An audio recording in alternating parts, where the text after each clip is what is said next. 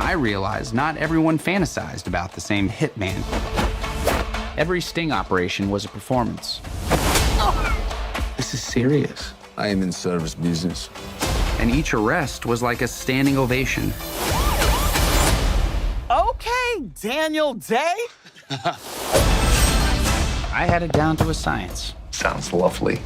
Until things got, well, Ron. complicated.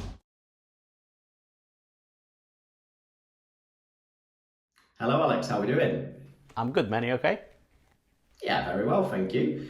So this week we've got Hitman, which is top in the Netflix charts as we speak. It's doing very well, and I'd say it deserves that place as well because it focuses on the life of Gary Johnson, who is this kind of nerdy, philosophical psychology teacher in a school, but he also has his second job almost as like a police informant.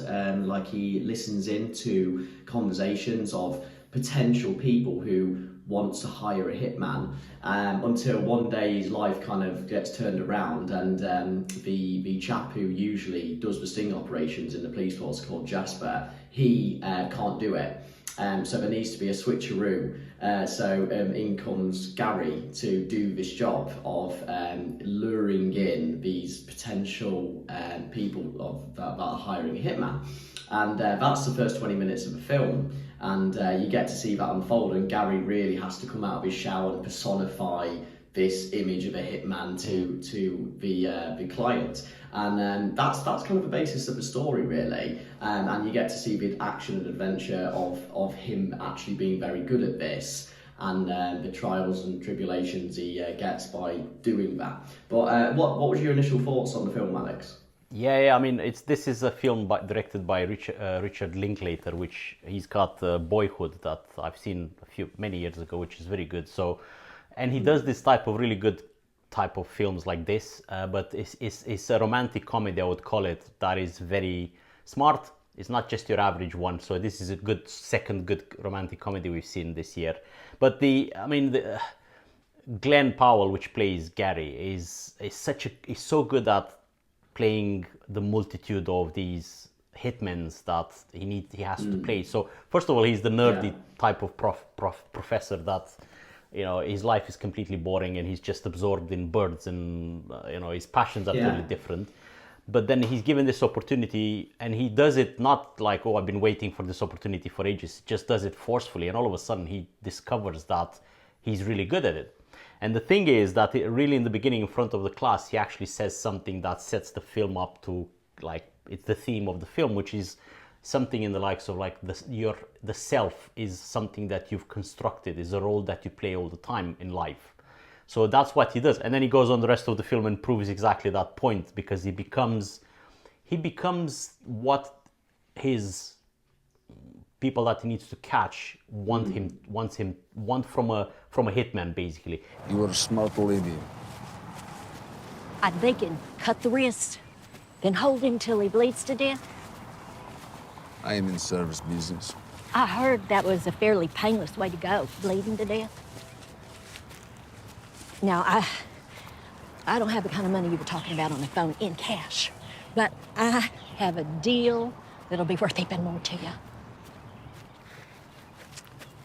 See? You can have this boat, but you can't sell it in Louisiana because there's an insurance claim against it.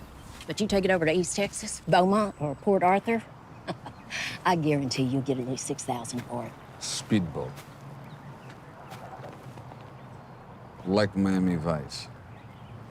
Because hitmans don't exist. Hitmans don't exist. He says that early. But he's basically looking at the victims, let's say, the person that he's supposed to make to confess that he wants to hire him to kill somebody. And he researches them, and then he puts on this persona when he sits down in front of them in a diner that reflects to what they think a hitman should look like. And he does that very well. And those are the funny parts too, aren't they, Baz, right in the beginning? Yeah. Yeah, 100%. As you say, you know, these he kind of plays out the fantasies of his I don't want to call them clients. They're kind of like the sting operation, Correct. People who are trying to buy a kill essentially. And he studies them on Facebook and social media when he's making contact with them, and he thinks, what would this person want me to look like, sound like? You know, what sayings would I say, and how would I dress? And that you say, that's a really good comedy element of the film without giving anything away. But there's lots of different personas that he really enacts very well, and that does tie in neatly with the kind of monologue at the start of the film and the end of the film. When he's teaching his class, he's going on about how reality is all defined on how you want yourself to be, essentially, and it's as simple as that. And just to take away from a film that's potentially considered comedic and a romantic comedy, which we'll get onto in a second, you can take these intelligent points away from it as well. So it has really got something for everyone. Sorry. But speaking on the rom-com element, obviously one of his buyers, clients, potential clients, that's better. Yeah, is Madison, who's played by Adria Arjona. Yeah, that's the one. Yeah, and she's absolutely beautiful, man. She's not really there convincingly at the table. She's just in a bad relationship with her husband, and that's why she wants to get him out of her life. And I think Gary sees that and realizes that she's not a proper, you know, killer or buyer and kills. But he falls in love at the table, and you really buy the chemistry in the scene with both of them. And the film is generally a rom-com, and I think it's probably a return of good rom-coms, hopefully, because, you know, even Fall Guy, which we reviewed recently, is another good rom-com. But did you like the chemistry on scene between two characters? I think it's essential. I think it's essential to have outstanding chemistry for a film like this, because it's once they meet in the diner, you want them to be on the screen all the time. That's how good the chemistry is, and that's exactly what you want from a rom-com. But she's playing her character very well, because obviously there's a little bit of reminded me of the old noir films where murder and sex is involved all the time, and him trying to play both parts and trying to, you know, to tell the cops that she's innocent, and then vice versa, and you don't know if she's innocent until very late in the end of the film. And she plays that very well, and you can see sometimes she's really into him and, you know, flirts with him, and sometimes she's just very distant and cold and like something's happened, or plays the damsel in distress very well.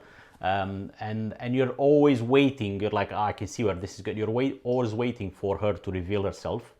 And, you know, you're thinking, which way is that going to go? That's why I felt. What did you think of her character?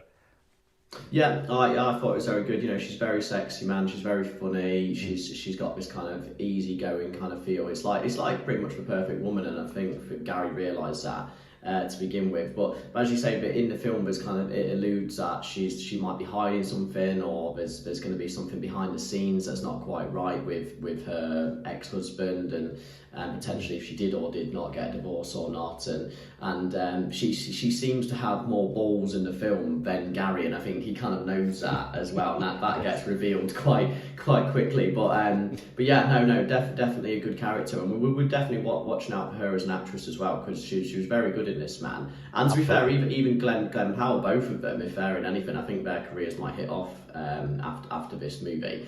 And just on a little side note as well, even I think the side characters in this film, so in the station, we've got two funny characters. We've got Claudette and Phil, and these two are usually in the van with Gary at the beginning of the film, that are just kind of helping. These are the cops that are running the operation, isn't it? The cops running the sting operation too, and so they're quite funny, Claudette and Phil, and they get quite a lot of good lines, and then there's the Jasper who Gary replaced to begin with.